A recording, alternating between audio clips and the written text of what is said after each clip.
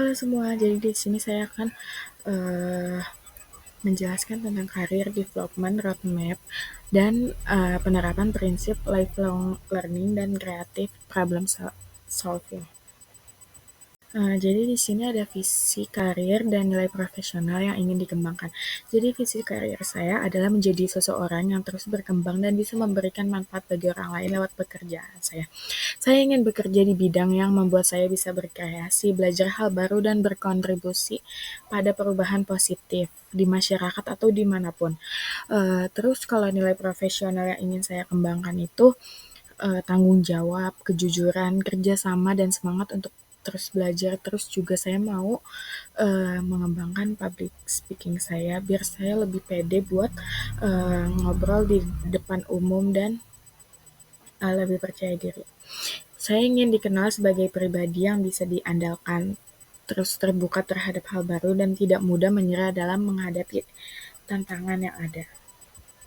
Selanjutnya, pengaruh pembelajaran sepanjang hayat dan kursus kreatif problem solving terhadap arah karir.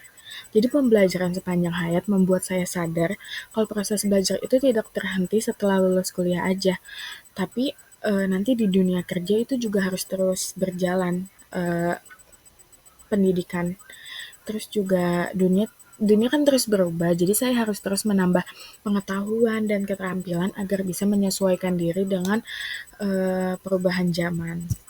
Terus melalui kursus kreatif problem solving ini, saya belajar untuk melihat masalah dari berbagai sudut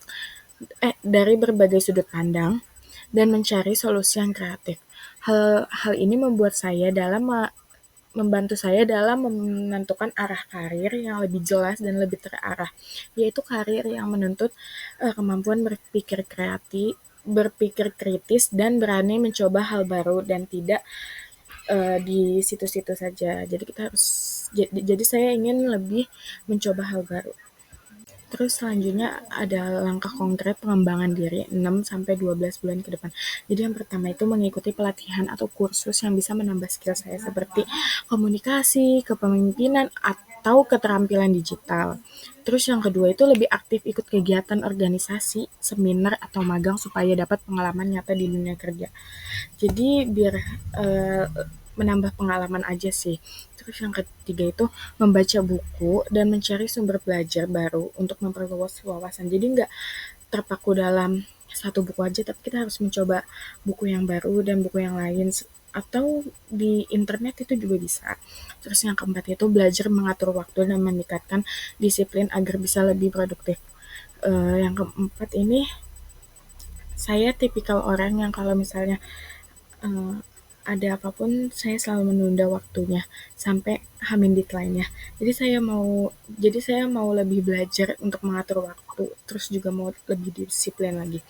Terus yang terakhir itu melakukan evaluasi diri setiap beberapa bulan supaya tahu apa yang udah berkembang dan apa yang masih belum dan apa yang masih perlu diperbaiki dari diri saya. Sekian presentasi dari saya, kurangnya mohon dimaafkan. Assalamualaikum warahmatullahi wabarakatuh.